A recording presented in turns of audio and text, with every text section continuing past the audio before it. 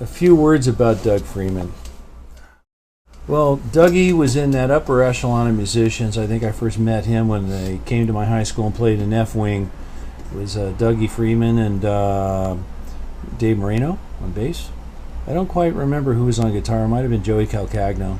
By the way, he's another fine musician who didn't quite get the kind of break he deserved.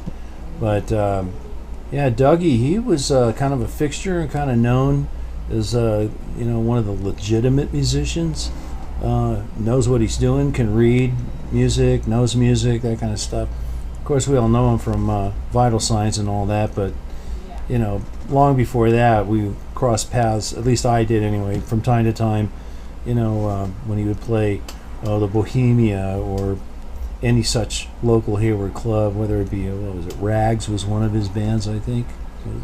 Played for me many times the Frenchies as the Rags, a lot of times. And that was almost probably as much as Benny and the Jets. Yeah, well, they were a working band. That was with Jim Ziegler, right, and Freeman, and anyway, they were one of the few bands that I knew that could actually play songs off the Steely Dan Asia record. Not too many bands could do that. Doug, really sweet guy, quick wit, smart guy. Had a very storied life. I mean, I didn't have much of a chance to really sit down and talk to him in an interview or one-on-one formats, kind of like what we're doing here. But in the last 2 months, I did, and pretty much I can't really put a finger on it what caused that. But I remember he called me once, and I called him back. I didn't know that he played for Iron Butterfly for about 3 years. He gave me the background on that.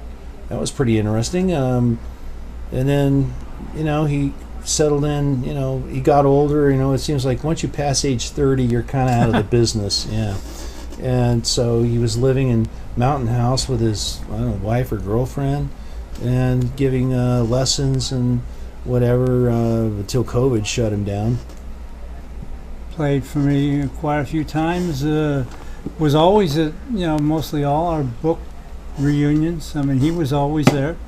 Kind of another odd thing is the girl that he was living with all those years was an ex-girlfriend of mine that I gave her my dog after a divorce.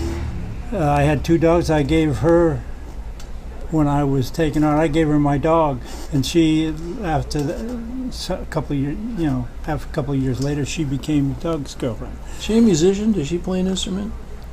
She sang. Name was Beth. Because I saw a video on Facebook. Yeah, I think she sang.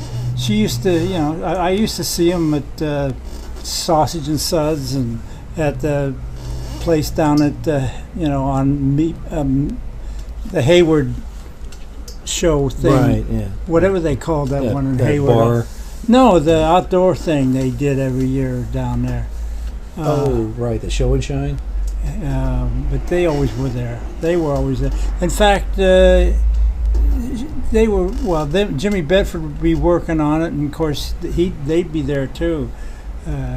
Jimmy Bedford always was part of all those things, and they were pretty friendly too, Jimmy and Doug too.